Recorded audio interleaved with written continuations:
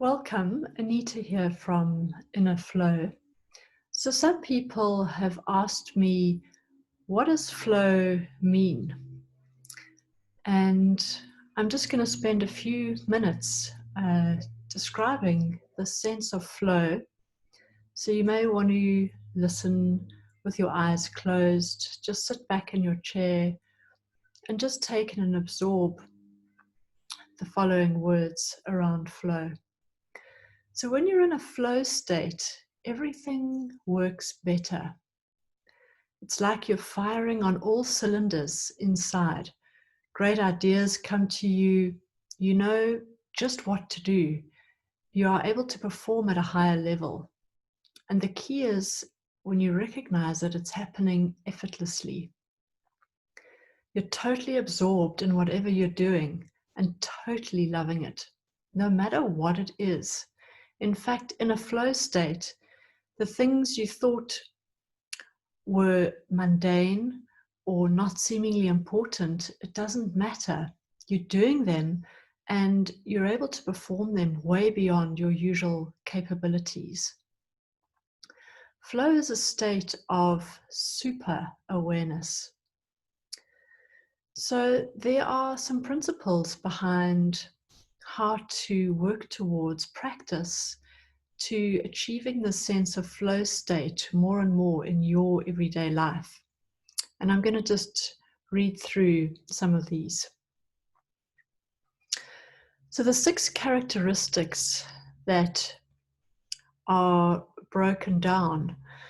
Number 1 is intense focused concentration on the present moment. Number 2, there's a merging of action and awareness.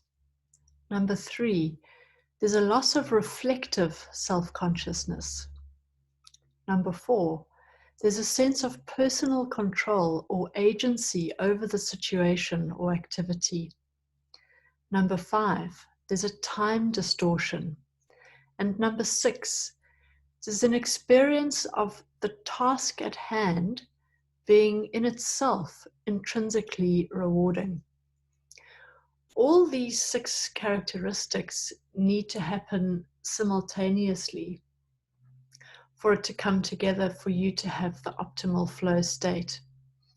And there is a lot of science and neuroscience that backs up what it is about these flow states that make it possible for us humans to achieve, and what it is that takes place in our brains, in our beings. So there's also a question around, so what determines a person's ability to achieve these flow states more regularly and frequently in their lives? And some of the characteristics or the conditions is that you might be thrown into a situation that requires this hyper-aware state. It may be that you have a clear goal or a purpose that you're very involved in and focused in. And there's got to be some adjustment, improvements, allowing clear feedback to happen in the moment. And there must be a balance between the perceived challenges and the perceived skill level to meet the challenge. So skill and challenge are part of what brings about this hyper alert, hyper awake state. Coupled with that, there are some personality traits that also assist this. And these are a person's ability to be curious, a person's ability to be present in their life, in the moment, a person who seeks challenges that stimulate them to grow and improve. So an attitudinal orientation, but also an action that people are taking in their lives to stretch out of their comfort zones, the motivation to do so.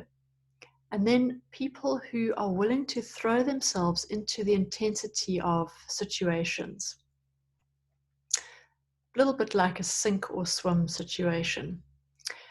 and people who are seeker of challenges. Now, these challenges don't have to be on the external in the world. They can be your own internal challenges that you are setting for yourself, no matter what that may mean for you. Some of the preconditions, setting the framework, setting the groundwork, tilling the soil, as it will, is that you need to be prepared. So whatever it is that you are hoping to get into a flow state around, slow preparation over time, practice, learning the fundamentals is important. The willingness, the ability, and the actual doing of stretching beyond your comfort zone. Meditation here is a key one.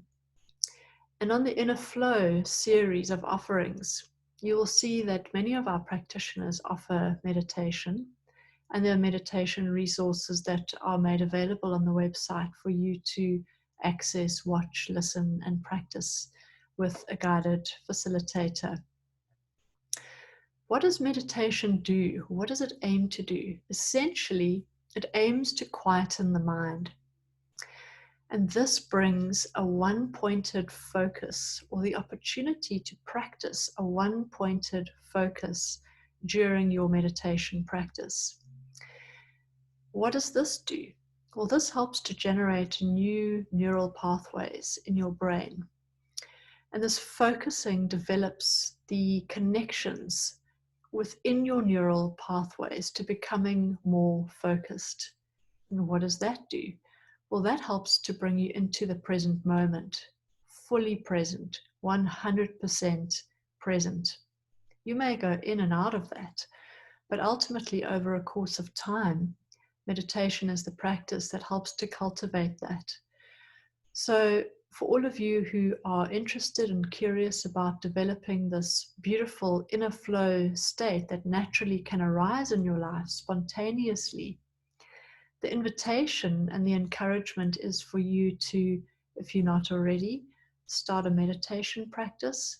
If you are, keep going with it and watch and see what happens in your life. If you would like more information, you're welcome to get in touch with us. Thank you for listening.